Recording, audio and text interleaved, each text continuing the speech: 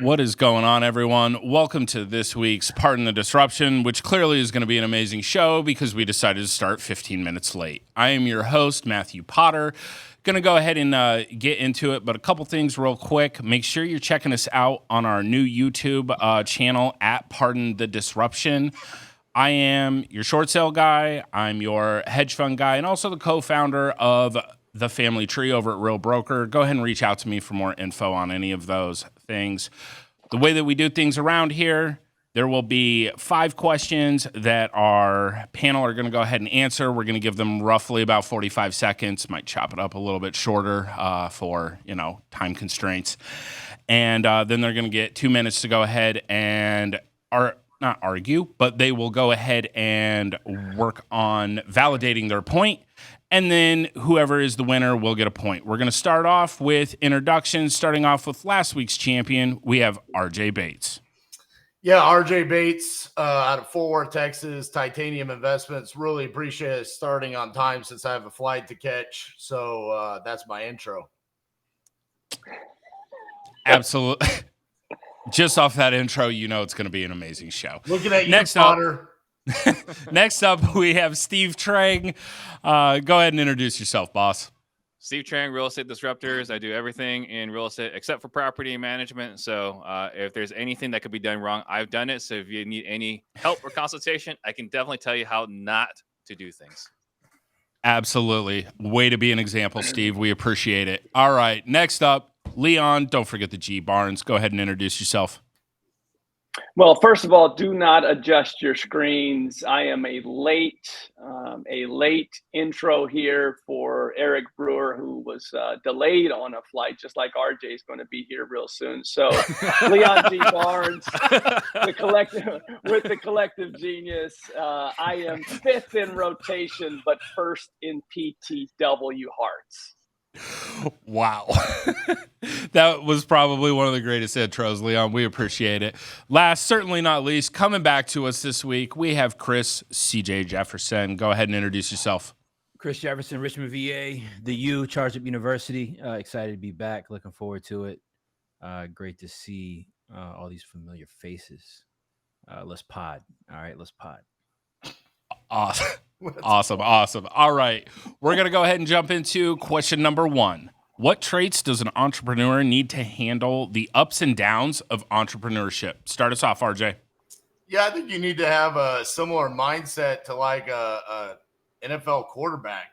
You need to have a short memory on the bad plays and also not get too high on the victories. It's a constant ongoing battle. Where every decision that you make has a huge impact on the future for your business. And just like, that's good, Potter. Bro, I don't know. That's a really good answer.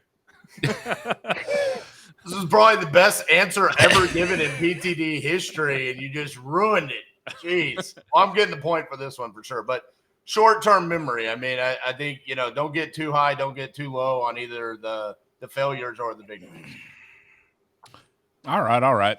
Sorry about the board having a mind of its own over here. That really was not actually intentional for once. All right, Steve, what about you? Ups and downs. I think it's grit. I think that's the single most important thing, right? The resiliency, the ability to keep going when things aren't going your way. We see a lot of people leave the industry. And, you hear that the story, right? Like inches from diamonds or 3 feet from diamonds, right? It's like people might quit too early. There's a lot of adversity. There's a lot of challenges. Look, things are going to fall apart all the time. We did this show live last week. And when Brian Manley and the door over next door, his power died. I had to go run in the middle of the show to grab an extension cord so he can get his computer up and running. Things go south all the time. And if you don't have the resiliency and the grit to go through it, you're not going to last. Definitely. Grit, very important. All right, Leon, what about you? I like that we started off with this question because it made me think of all the people that I know are very successful. And I started writing down, their traits, vision and consistency and problem solving and really patient. But when I boiled it down to the people that I know that are the most successful, the trait that stood out was just absolute laser focus. They set a goal, they reached that goal, they set a new goal, and continue to be laser focused. As an entrepreneur, just as being a W-2, successful W-2, you're going to have ups and downs in your business and in your life. But if you're laser focused on the end goal, I think for me, when I think about my friends that are the most successful, they've just been laser focused on the end goal. Perfect. Perfect. We appreciate that, Leon. All right. Next up, Chris, what about you? Yeah, I think you just got to have the ability to absorb failure. I think being in entrepreneurship is rooted in failure. Trying anything to be great at it is rooted in failure. Let's face it, we're all living in this social media climate, this social media era where, people post all day, every day, but, they're posting highlights. And so we have people that get into the business and all they see is the highlights and they think that their business or entrepreneurship journey is going to be just a full blown highlight reel. But there's losses in there. There's injuries in there. There's morale issues in there. There's just failure all around entrepreneurship. And I think it's just having the ability to process and push through it at all times and continue to move forward. Yeah, so I'm really worried with Leon's answer because that means I'm screwed. Like I am not the epitome of laser focus. RJ's got the hedgehog concept, but yeah, it's laser focus. I'm screwed. My intro says I've done anything and everything in real estate except for property management. All right, I'm out. But I agree with all of our answers. I mean, I think mine, Steve, and CJ's was pretty similar there about how to overcome the failures. But to Leon's point, when you really look at the people that are most successful, they can sit there and tell you in one sentence, this is what I'm focused on doing right now. This is what I'm doing. It's not, I'm flipping 25 houses and I own 200 rentals and I'm wholesaling 75 houses a month. You don't really hear that from the highly successful people. They say, hey, I'm wholesaling 100 houses a year. And those are the ones that are living the life that I think a lot of people want to live.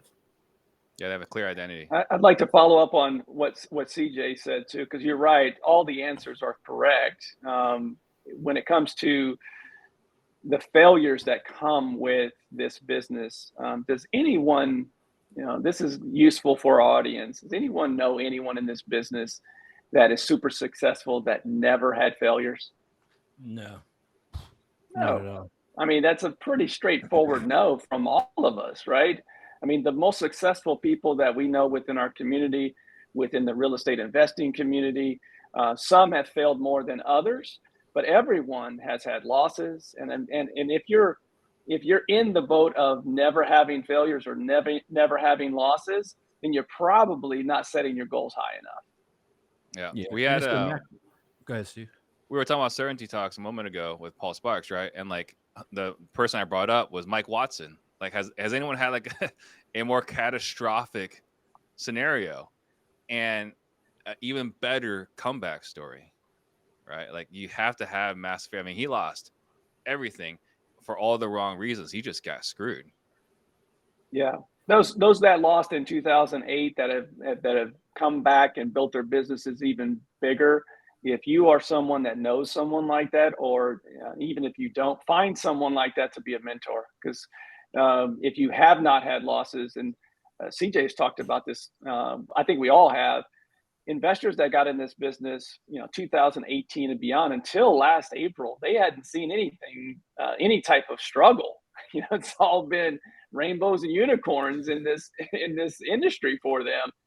Surround yourself with people that have gone through some troubling times, because they will come eventually. Just in closing it, I think too, it's important to speak just on the macro failures too, right? Like it's not always even the wide sweeping ones. It's the deals that fall through, the contractor that burns you, the hole that you open in the wall in your first fix and flip. And now your budget's up 10, 15, 20%. And now you've blown profit. Having the ability to manage and deal with these things when they occur is just extremely important when it comes to entrepreneurship, because it's just bound to happen all the time. That's just the journey. That was a great round. I mean, everybody brought in great information. Pretty much all agreed across the board. which is great to see. Probably a first in PTD history as well. Just for the deeper dive, we're going to go ahead and award that round to Leon G. Barnes over there. Next up, we have, with the Powerball reaching $1 billion, if you received $1 billion for your business, what would you do with that? Start us off, Leon. All right. So I believe that $1 billion or big Powerball earnings, these type of lottery winnings, I think just like alcohol, this accents who you are.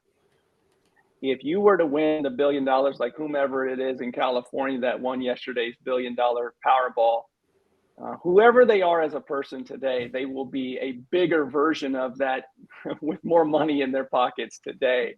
So for me as a business owner, giving, improving my community, and I say communities that I live in and do business in, is something that I would continually to double and triple down on, whether that's buying properties, buildings, what have you, and continuing to make, facelift the community, as well as giving back to those nonprofit organizations that are doing the best work within the community to continue to make it better.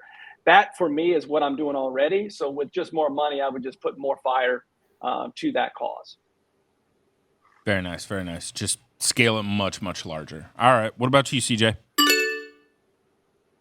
Billy? I mean, let's be real, man. I'm gone. You guys aren't going to see me. I mean, what are we talking about here? $1 billion? I'm on a beach somewhere. I'm relaxing. I'm investing in other businesses, doing venture capital, angel investing, and I'm enjoying my life and family, man. I'm out. I'm not even mad at that. All right, RJ, what about you? Real talk. Yeah, so I'm gonna mirror what I love, which is real estate, with two things that I think we currently need here in the United States, and that's going to be food and energy. Like, our grid needs help. And so I would be going out and I would be buying huge tracts of land for solar farms and buying farmland. Why? Because I already want to own land. I want to own the real estate. And I think at that point in time, you have a responsibility to, your country, to other people that don't have $1 billion, to do the right thing. And yeah, I'm probably going to be like CJ. I'm probably going to take some time also just to relax as well. Oh, I don't think CJ's just taking time, dude. He's literally going to be on his own island, bro. Like, he's out. Forget it. The cell phone service has left the building. Yeah, man. Charitable work and angel investing, venture capital. That's it. 100%. All right. What about you, Steve? I mean, I think I'd just be doing the same thing I'm doing now, right? Like, I think, buying real estate, creating content to inspire entrepreneurship, helping other business owners develop their businesses. And, something we've talked about a lot is, starting that hedge fund. So, we're going to be the biggest buyer, right? So we're going to hey, everyone, send me your deals, right? Before we're saying, hey, send me your deals so I can maybe wholesale it, maybe do something else with it. No, I'm going to be the biggest buyer across the country. That would be the intent. So I think just doing more of the same. The only difference is I'll be doing even less work, which is, if possible, right? There will be a lot more who's in place. I'll be doing a lot less of the work, but I'd be doing more of the same things we're doing today.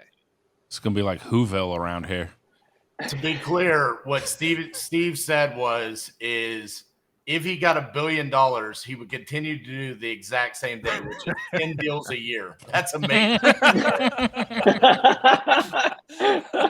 Hey, but they're gonna be those are gonna be 10. Those are gonna be $100 million deals. Yeah, bigger deals. I think all of us are very similar in our answers that, maybe we're not working as hard, we're giving back. But I do think that, when people say, well, I'm just going to end up on a beach, for personalities like ours, we'll get bored really, really quickly. So you have to have something still from a goal standard that you want to accomplish in life, because just because you have $1 billion doesn't mean that life is over. And I would still do some fun things. Time constraints didn't allow me to say the fun things I would do, which would include, I'm investing in some type of sports organization. I'm buying into an NBA franchise, an NFL franchise. I'm figuring out how to get into the game with, you know, that level of ownership. But that's some fun stuff. But I go back to, I truly believe that more money just makes you more of who you are. So if you're an a-hole, you'll be a bigger a-hole. If you're a giver, you'll be a bigger giver. Leon, I agree, man. I was right there with you with the sports franchise. Like, but to me, $1 billion now is not enough to buy some of these franchises. So I'm like, Get I your got hockey enough team. to get started. Right. I gotta go do something else. So some residual income with some solar farms and some farmland, and now I'm gonna go buy my sports franchise. So for sure, I'm getting a new phone, right? I mean, that's a no-brainer. So like, I'm gonna reach out to Potter, CJ, you know, Leon, and then RJ. I'm gonna sell you like a digit at a time. Yeah, I mean, look, I think the blueprint already exists out there. You know, I find it interesting when you guys say, you know, Steve, you do a lot of the same thing. RJ would go do solar farming, and you know, there's a ramp up period to go do those things. Like you can't get $1 billion today and just all of a sudden you're developing solar farms.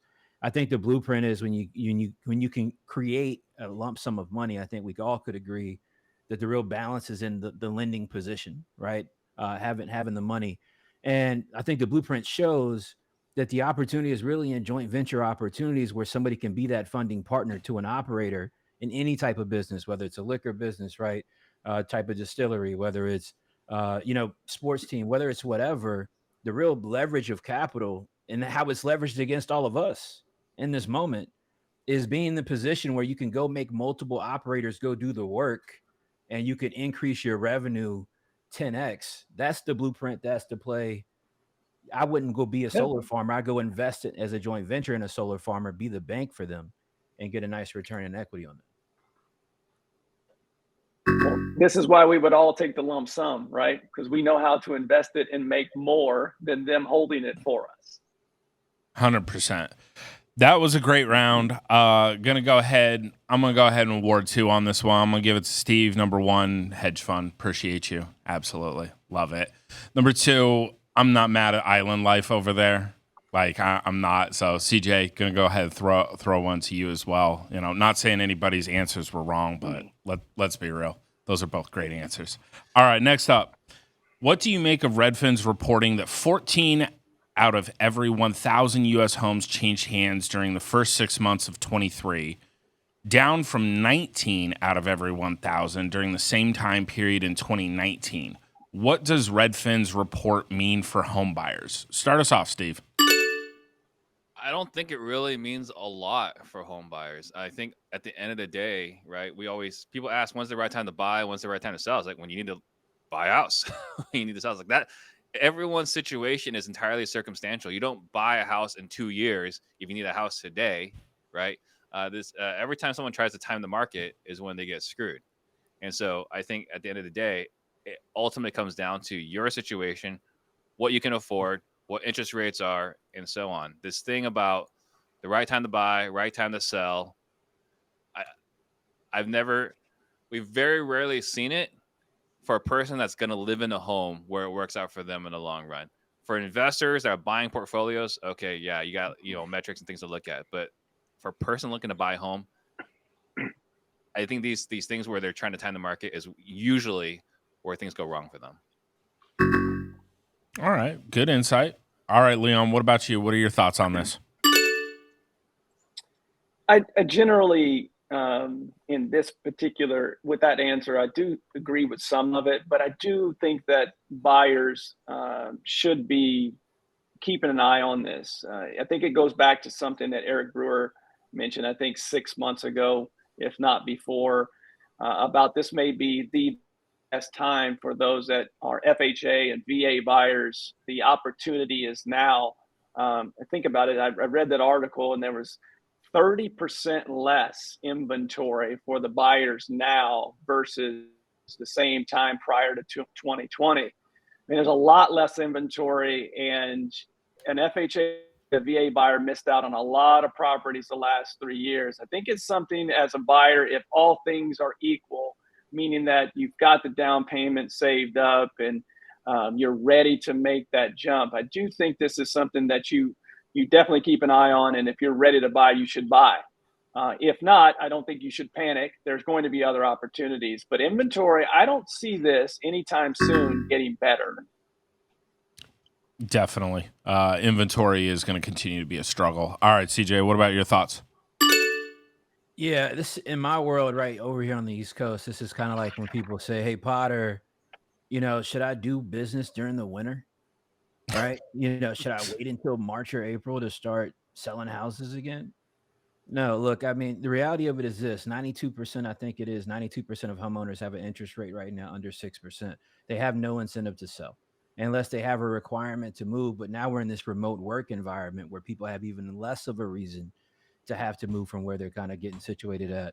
I think Leon is right in many ways, right? Like if now is the right time for you to purchase, or you have a need to purchase, people are going to be doing that. I saw a report yesterday where new home like builders are excited right now for new home construction starts because there's such a lack of inventory that they can just continue to create markets all across the U.S. So do I think the report has weight on what you should do in some ways, but I also think that you should sell during the winter too. Good insights. Good insights. All right, RJ, what about you? What are your thoughts on this one?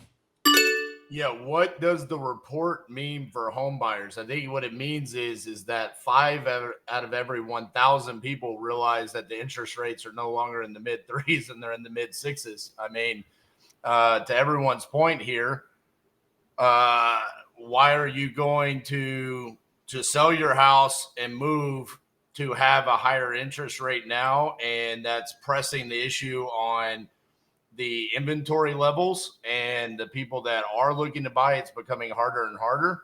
And I don't think that's going to change anytime soon with where the interest rates are. I talk to people all day, every day, where they're saying the exact same thing, where it's like, I have a lot of equity and I'm thinking about it, but does it make sense? Because I'm going to be paying so much more on my new loan. And I think that's what's really slowing people down from where what this is saying is proper homes changed hands. I don't think that they're wanting to do that right now.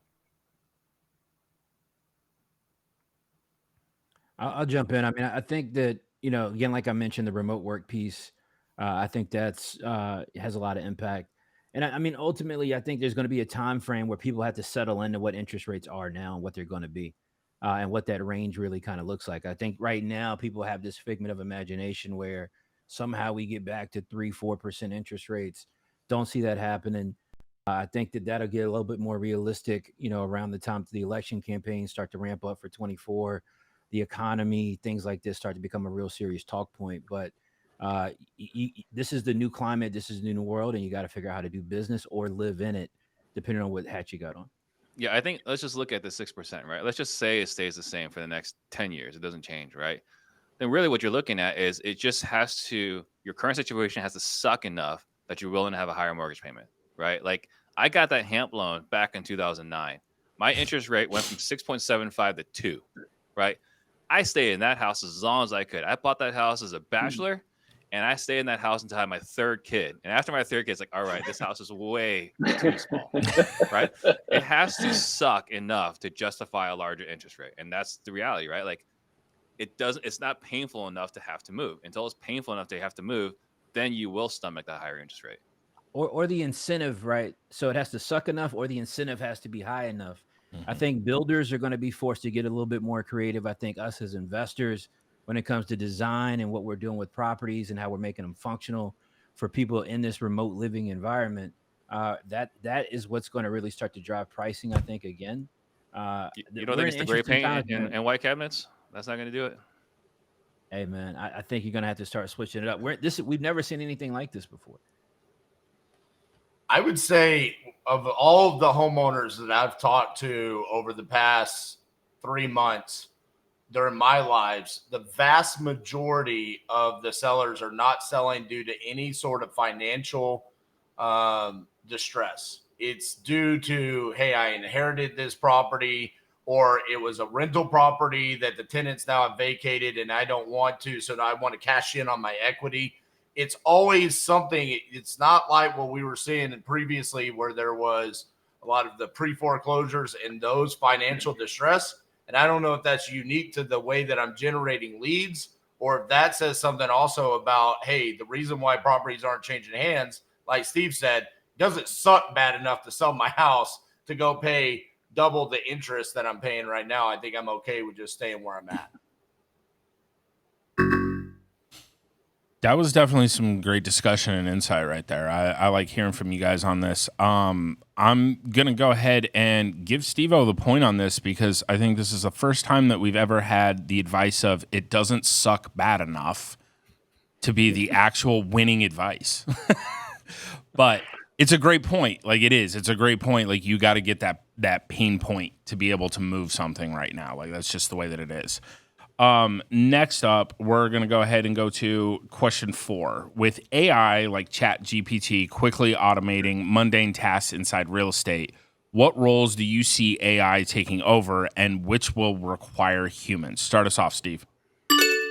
So, looking at business, the way I've equated it is, and learning from Darren Hardy, right? Like there's the heart surgeon, that's the operator, that's the guy that has the experience and knows how to handle the most challenging situations, right? When everything's going wrong, you need the heart surgeon to come in.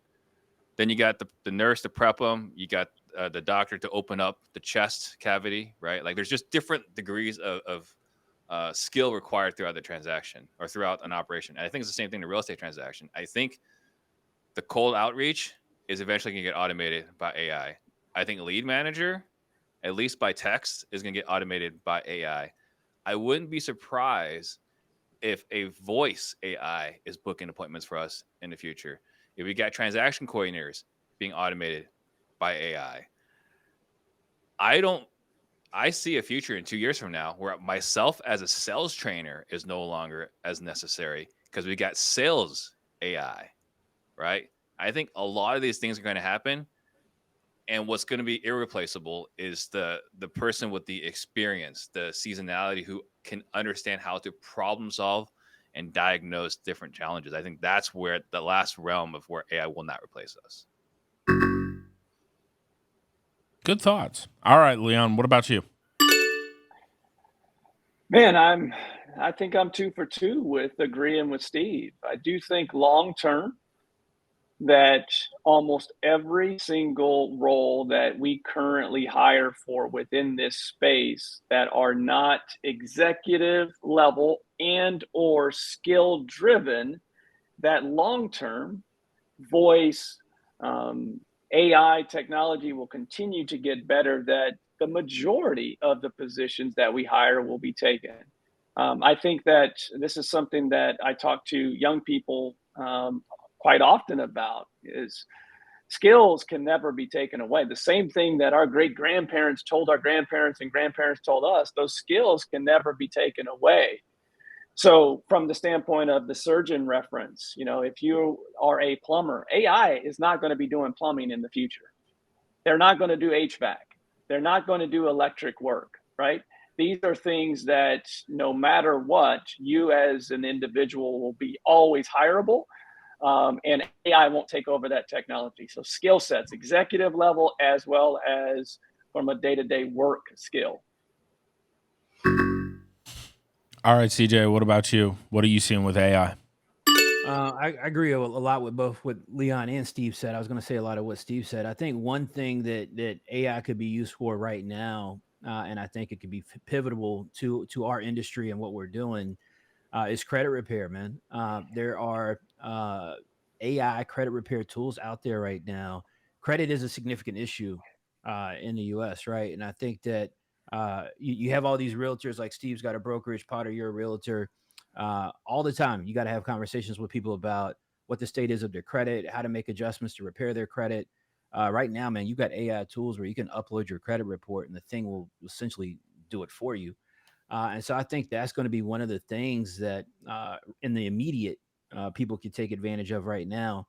A lot of things, like Steve said, are also kind of already happening. When it comes to managing text conversations, there's bots that do that for you right now, right? That can communicate right now with sellers, have full blown conversations, manage those conversations, and escalate it to a phone call. We're looking at deploying that in our internet business as well, right? Talking with prospective students, people that are interested in the program, interested in our different products. The conversation can be had by an AI tool for that now and in the future. Support. I think what's scary in closing is will AI become regulated because of how detrimental it will be to the job pool kind of across the country. But those are my thoughts. I like the credit aspect. That's a good one. I haven't heard that one a lot. All right, RJ, what about you? What are your thoughts with AI? I think it's interesting because I look back as I was a kid when the internet came out and seeing how that impacted my parents' business. And now being an entrepreneur myself, seeing how pretty much our entire business is run through the internet at this point. And I think that's going to be like the next step with AI. I hope that there's two positions that AI can replace, because they're probably my two least favorite things about real estate. Sorry, Matt. Realtors. I hope that there's a way that can be replaced where, hey, you're just pushing paper. So here, little AI, push some paper for me. And title companies. Hey, can you push some more paper for us so the people that actually have skills can do their jobs? Sorry, Potter. Probably not going to win this point. You might as well just go catch that flight, bro. Yeah. I do think the one thing that it can't replace would be the sales role, the closing role. I think that people still rely on that human to human relationship and interaction. So I don't see that ever being replaced, specifically with real estate investors. Last note on this. I thought it was adorable that Steve said it's going to take 2 years for his sales training to become irrelevant. That was awesome. You go and totally redeem yourself. Well done.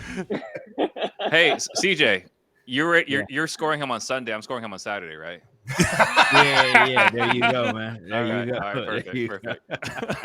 And to your point, RJ, the sales piece of things, I do see that AI could take a percentage of sales, no different than when we go to the grocery store now and go through those self-checkouts, right? There's an element that some people don't necessarily, if you could right now call one of these institutional or put in something on an institutional buyer's website and they spit you out an offer, you never have to talk to a human. There is a percentage of people that would take that option. So I do think it could even take some of the sales perspective of this business.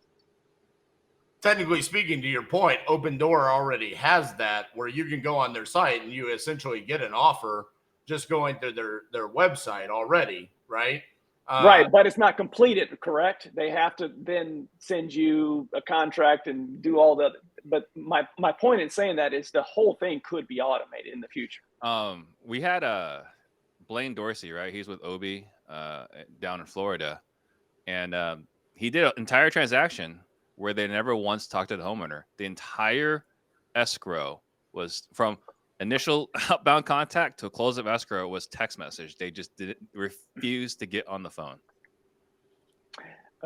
Steve? I can see that in all positions. To CJ's point earlier, he was talking about the things that could. Gosh, I just totally lost my train of thought. Steve, you said something there that threw me off for a second. But in general, I think that you will see positions go away, but with new technology comes new positions. This is the same thing that the people in the 1920s and the 1930s said, well, computers in the 70s are going to take jobs away. There'll be someone that needs to continue to make sure that AI technology is growing and working properly. And just think about how easy it would be to have AI just do order taking. Like, hello, this is RJ. Like, wow. It's incredible. All right. Steve, the greatest transaction I've ever had was through text message. It was on Batch TV. I sent a text and said, hey, this is RJ. Are you looking to sell your house? She texts back 200,000. I said, what's your email? She sent it to me. That was the entire communication. I made a $50,000 assignment on that. Never To my spoke to her on the point. phone. We Order sold it to a taken. hedge fund. We never went and saw the property or anything. It was the best transaction I've ever had. That is pretty Louisville, awesome. Kentucky, baby. RJ, the order taker. We love Yeah, it. baby. You 50,000 orders. You love it. All right. This round, just because of the little bit deeper dive, I'm going to throw it to CJ on the credit repair side. Plus, clearly, RJ is not going to get the point for, making me unemployed. So, we got that going for us. I'm going to be on an unrelated note. I'm going to be on Titanium's team. I'm going to be the number one salesman by next week. All right. Last question for today. How should governments provide more financial support and incentives to encourage entrepreneurial ventures? I'm excited on this one. I think there's going to be some good discussion. Start us off, CJ. Yeah, I think this is actually a great question. So the data shows that Black women as entrepreneurs are the fastest growing demographic of entrepreneurship. Unfortunately, though, they're the most limited when it comes to capital to be able to put into any type of entrepreneurship journey that they're on, right? Or any product service that they're trying to create. So I think we're in this environment right now where lending requirements have been tightened. SBA isn't funding businesses, unfortunately, as easily at the moment.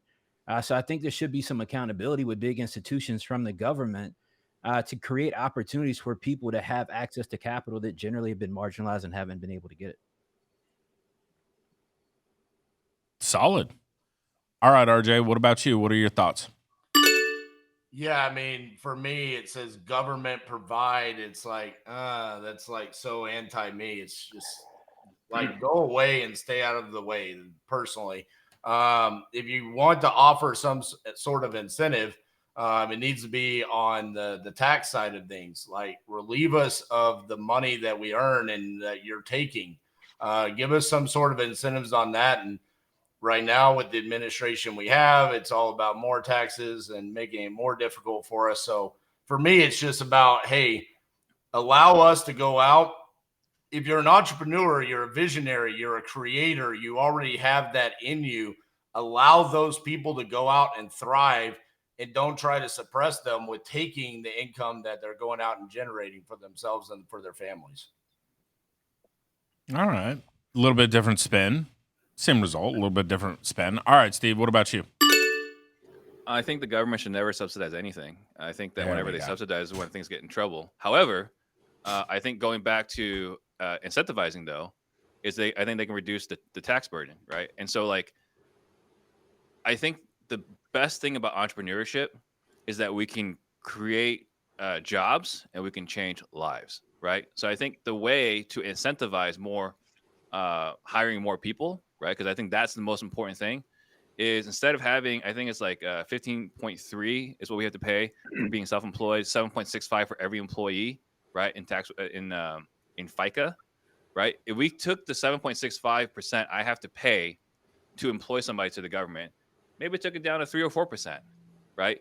But then I can actually use that money to hire more people. So I think, again, the purpose or the best thing for the government is to have as many employed people as possible.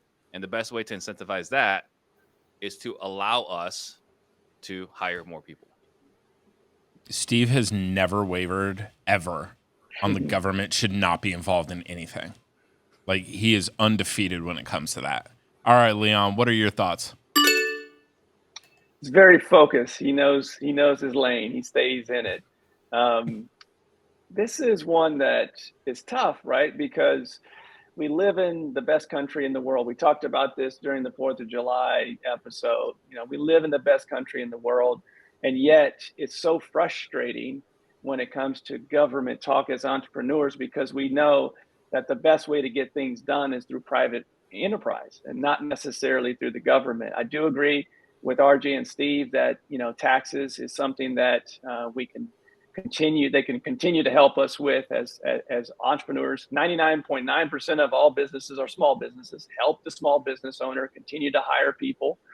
And to CJ's point, there are a lot of issues that can help, that the government can help subsidize today and also for tomorrow, that we know will help this country be better today and tomorrow. Like, for instance, CJ has mentioned this several times on this show about affordable housing. We know that is an issue, but I don't see, and I could be missing it, but I don't see in communities across America this being subsidized by our government to continue. We just talked about 30% less houses are available to those that are looking to buy a house since 2019. We know that's an issue. Focus on the top issues for today and tomorrow and subsidize those as the opportunity to continue to make the country better.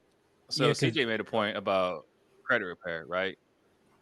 Is there any one institution with worse credit than the federal government? Like, don't think of do one. anything. You suck at everything.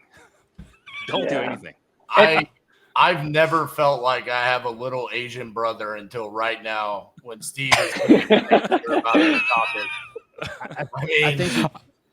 I think part of the danger, though, in Steve and RJ's perspective, is at some point we got to have a realistic conversation about the fact that cost of goods, services, and cost of living, all right, to the point of affordable housing, is increasing, all right, as it has historically forever. What also is happening, though, for the first time I think ever, is wages aren't increasing.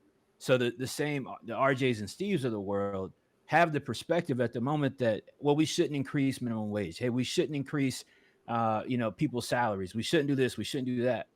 And the problem starts to become, how are these people going to afford to live? We're going to have massive amounts of people in our kids' future that aren't going to be in positions where they can even afford to live without government intervention.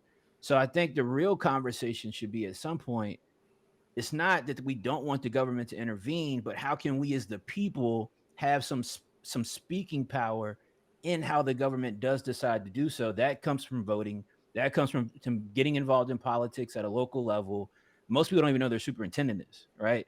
And so really getting intentional about how you're leveraging your existing dollars to have things changed and done, because if not, then they're just going to do it for the people that are giving them money. And that's a conversation that definitely should be had. On that note, CJ, since buying the country club and that being such an eyesore and a problem for the city of Fort Worth, the amount of meetings that we've had with our representatives and the government officials, even on a very local level, all the way down to our district, it starts with the entrepreneurs. They are there. The representatives are saying, I have been voted to work for you, but I need you as the business owner to tell us, what do you need? How can we support you? We have these tax incentive programs to help you. Do you need sidewalks? Do you need lights? What do you need?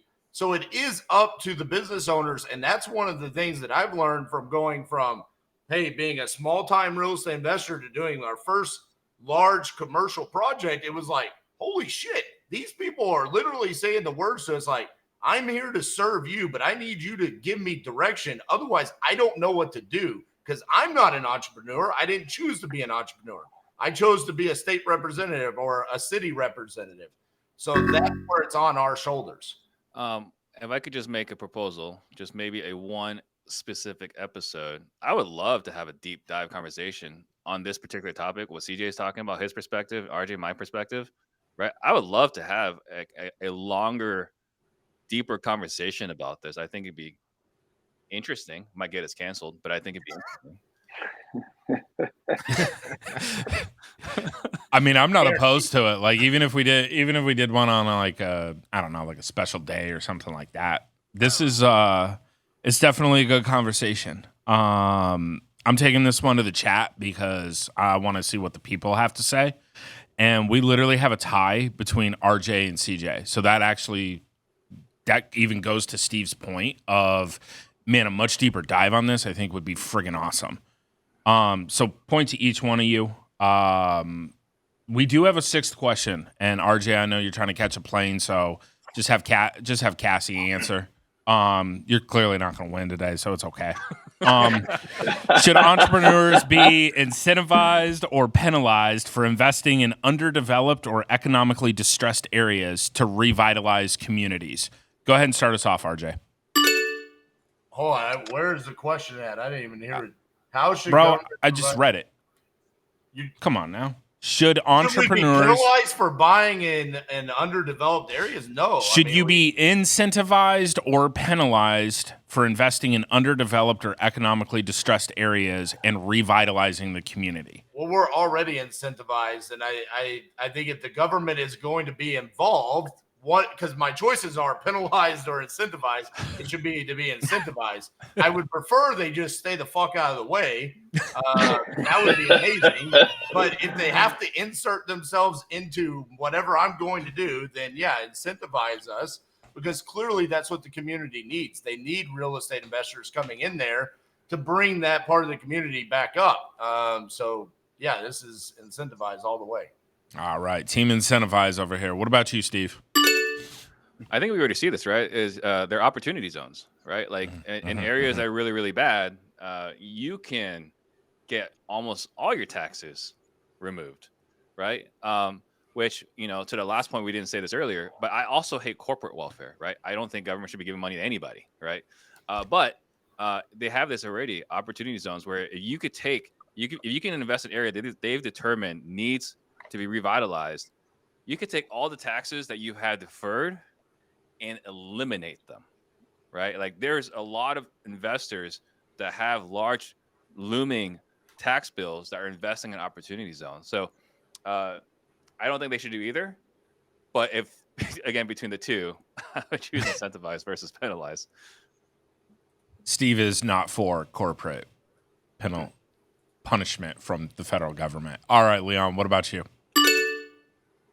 I think this goes back to our last question, is if the government is going to be involved to understand the needs of the community, to understand the needs of the country. And this is an incentive for sure, all day incentivize opportunity zones, to what Steve just said. As soon as the question was asked, I said it does exist currently. Opportunity zones is that. And if they're going to be involved, this is a great example of understanding the needs of the people and giving entrepreneurs the opportunity to go in, make change, and incentivize them to do it. All right, so we got 3 for incentivize. What about you, CJ? What are your thoughts on this question? Yeah, I mean, I think we're all going to say incentivize. I think part of the issue, though, is like, let's take what Steve says with opportunity zones. If you actually look at the data about what happened with the opportunity zone program, the harsh reality of it is that it didn't really benefit marginalized communities that really needed it. It benefited what is seen at a federal level as the affordability index for whatever that particular region or locality is. But if you look at the opportunity zone maps in most neighborhoods across the country, a large majority of them didn't actually fit neighborhoods that really needed incentive for people like us to come in and develop it. And if we're just going to be totally honest, myself included, as business owners, investors, developers, things of that nature, our goal is to make as much money as possible and find as much revenue as possible for our businesses. And so the government has to incentivize us, because ultimately, if you can't go into a marginalized community and make any sort of profit, and you're the one taking on the risk, you're the one putting your life on the line and putting your family's futures on the line, and the government isn't willing to support or help you in being able to do that, that's in a very tough spot. But as Leon mentioned, it goes back to the last topic, because you got to go out and vote, man. I mean, the people that make these decisions on what the opportunity zones are, they're the people that you vote for. The people that decide what is affordability, what is the income level per year that means affordability. It's not low income. It's not low income. All right. It's mostly middle class when it comes to affordability. That's based on the people that you vote for. So ultimately, yes, incentive is needed, but it's needed to be pushed by us the right way with good intentions, which I don't know if that's the place that we're ever going to be at again, but there you have it. I mean, I would probably win every part of the disruption if I got to do a mini podcast for every answer that I gave. I mean, this dude just took 6 minutes to answer. Bro, he took the 2 minutes. You didn't chime in, dude. You know what's hilarious? RJ, you rallied towards the end of your response, but at the beginning you fumbled quite a bit. And it was kind of obvious and clear to us that you had no idea the fact that incentive is needed in certain areas and certain communities. The question was so shocking that he asked four. You know why it's so shocking, RJ? You know why it's so shocking? Because you've just never thought about it. What are you talking about? Where's the mute button? Bro, You I got can't your wait mute button. till we- Press it. You got a flight to catch, Potter. You know the vibes, man. Go ahead, Potter. Go ahead. Potter, you know what's He's up, shutting man. it Go down. ahead, Potter. Hey, when we do PTD in person, bro, I got to bet on if I physically assault you or Eric Brewer first, okay? Oh, wow. Wow. Bro, listen, you don't even want that type of smoke. You're gonna have to wear hockey equipment fucking with me, bro. Actually, asked Matt Andrews how tall Eric Brewer was, and when I found out he's actually short, I said, "Okay, Eric's gonna be the one." Because You might want to go that direction, man. Yeah. You gotta go that So for everyone that's wondering what we're talking about here, we're doing PTD live in Tampa, Florida, right? So they made an exception to let RJ into the family mastermind so we can do this event. So we're going to be on stage live in Tampa, Florida on, I want to say September 26th, somewhere around there. So it's going to be an awesome, awesome event at Family Mastermind. Thanks for the First reveal, time all RJ. 5 of us. First time all 5 of us together. Are we going to go to like an hour and a half format for that?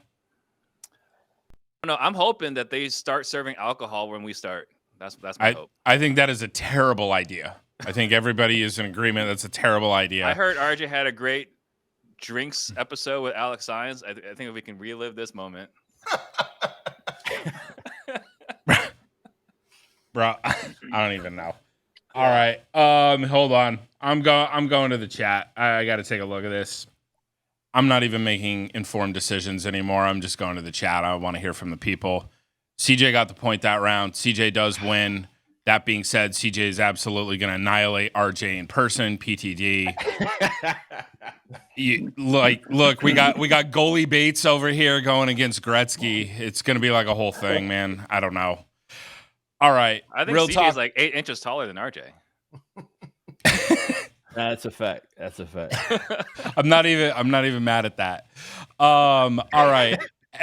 Everybody, thank you for joining us today. Sorry that we got started a little bit late. Kind of had to rush through a little bit of this, but we, as always, thank our panelists. Great job to everybody except for RJ trying to make me unemployed.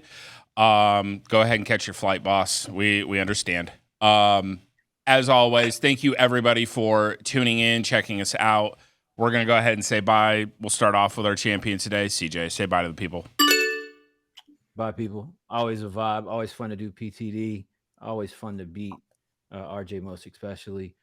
7 p.m. tonight, Eastern. All right, startflippingdeals.com. We got a class going on. Nothing is for sale. Just come hang out, learn about real estate. I'll see you there. Awesome. RJ, you want to say bye to the people before you go get on the Learjet? Yeah, just for reference, because I know we're always on camera. I'm 6 foot tall. CJ is just that fucking big, okay? He's like an NBA basketball player without any skills, all right? Kind of like Potter in real life, you know? Wow. He's going to be unemployed. So appreciate today's episode, guys. See y'all next week. Tune into the Closers Olympics press conference. Starts here in a couple of hours. That's always a good time. So tune into that. See you guys. Make sure you call your bookie in Vegas. Put your money on RJ. It's a guaranteed L. All right, Steve. Say bye to the people. Fun episode as always. Got to talk about some deep stuff. So it's always a pleasure. Got to chop it up a bit. So great time as always. Thank you all. Thank you all for watching. And Steve, we also do appreciate you coming with some great answers today. It's a lot better than the last 8 to 9 weeks that we've been doing the show. We do appreciate I'm more that. informed. I'm feeling more informed. Absolutely. Every day we're more informed. I'll give you the cheat sheet for next week. All right, Leon. What about you? Say bye to everybody. Bye, everybody. Fun show today. Learned a lot, including that AI will take over really soon, host and judge of PTD, because clearly he let the chat run the vote today. So we know AI can take that role in the future. Love you, Matt. Wow. All right. And on that note, we're going to go ahead and head out. Apparently, I'm unemployed. I'm looking for employment. So feel free to go to hirematthewpotter.com. Check it out. You got fired from hosting and realtor today. Man, this is a rough day. Man, I Well don't know. played, sir. See, hey, CJ, can I get on payroll over at the U, bro? Come on, you know we got you, bro. There You we know go. got you, man. He's got me covered. Jump on the webinar so you can learn how to wholesale. There There we you go. go. There you go. Absolutely. Absolutely. Everybody, thank you for tuning in. It was great being here. We will see you guys next week. We'll see you later.